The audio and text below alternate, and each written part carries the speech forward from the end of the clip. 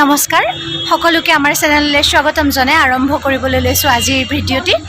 প্ৰথমে সকলোকে শাৰদীয় দুৰ্গোৎসৱৰ উলগ তথা শুভকামনা জ্ঞাপন কৰিছোঁ। আজি মহাষষ্ঠী আৰু আমি উপস্থিত আছোঁ নবী মুম্বাই স্থিত অসম ভৱনত বৰ ধুনীয়াকৈ দুৰ্গা পূজা উদযাপন কৰা হয়। আজি বহু বছৰ ধৰি কৰি আহিছে আৰু আমি আহিব অকণমান দেৰি হ'ল, গতিকে পূজা পোৱাহি নাই, কিন্তু বাকীখিনি পৰিৱেশ আমি আপোনালোকক দেখুৱাম আৰু আজিৰ পৰা একেদিনৰ পৰিৱেশ আপোনালোকক দেখুৱাই থাকিম। এইবাৰ দুৰ্গা পূজা আমাৰ লগত চাব মুম্বাইৰ পৰা। মুম্বাইৰ পৰা চাব।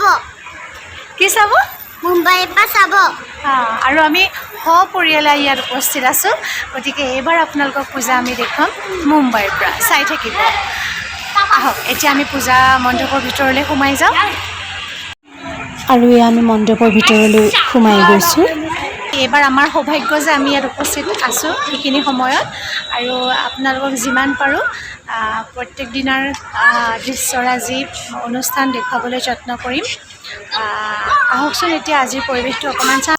সোমাই আহি আটাইতকৈ ভাল লগা কথাটো হ'ল অসমীয়া ভাষাত লিখি থোৱা শব্দকেইটা। মন ভৰি গৈছিল আৰু আমি সোমাই গ'লোঁ, সেৱা ল'লোঁ। আৰু এই আমাৰ মৌকণক দেখিছে, মৌকণে গোঁসানী চাই পেলাই থৰ লাগিলে। মানে সি খুব ভাল পায় গোঁসানী আৰু খুব মানে ক্ষুদ্ৰ দৃষ্টিভংগীৰে সি চাই বৰ অকণ কথাবিলাক নিৰীক্ষণ কৰে, আৰু যিখিনি আমাৰ চকুত নপৰা কথা তাৰ চকুত পৰে। সি খুব বৰ ধুনীয়াকৈ চায়, আৰু সঁচা কথা ক'বলৈ গ'লে গোঁসানীক এনেকৈ চাবলৈ মই তাৰ পৰাই শিকিছোঁ। তাৰ পৰা শিকাৰ নিচিনা হৈছে। সি খুব সৰুৰে পৰা মন দি চায়, খুব মানে ইয়াতো তেনেকৈ বহুত দেৰি সি একদম নিজাকৈ সি চাই আছিলে গোঁসানী।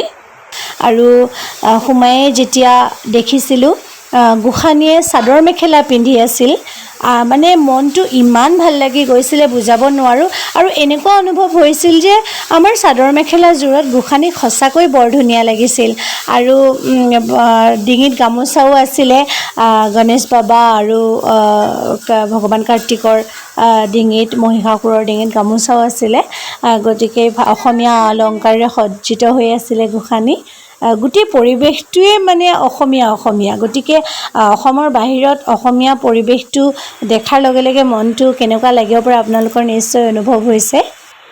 আৰু এয়া ষষ্ঠীৰ সন্ধিয়া দৰ্শকৰ গোঁসানীৰ ওচৰত সেৱা লোৱাৰ দৃশ্য।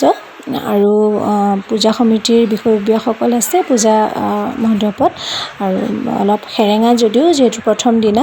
আৰু অসম ভৱনৰ ঠিক বিপৰীত ফালে চিটকো এক্সিবিশ্যন চেণ্টাৰতো এখন পূজা অনুষ্ঠিত হৈ আছে বৰ ডাঙৰকৈ।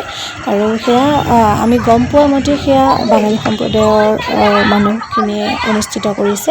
দুখন পূজা ওচৰা-ওচৰিকৈ থকা হেতুকে বাহিৰত অলপ পূজাৰ পৰিৱেশ এটা আছে, বিৰাজ কৰিছে। আমি আপোনালোকক দেখুৱাই থাকিম, আৰু ভাল লাগিলে শেষলৈকে আপোনালোকে ভিডিঅ'টো চালে। আৰু ইয়াৰ লগে লগে আজিৰ ভিডিঅ'টো ইমানতে সামৰিছোঁ। পিছৰ ভিডিঅ'টোত আপোনালোকক পুনৰ লগ পাম। ধন্যবাদ।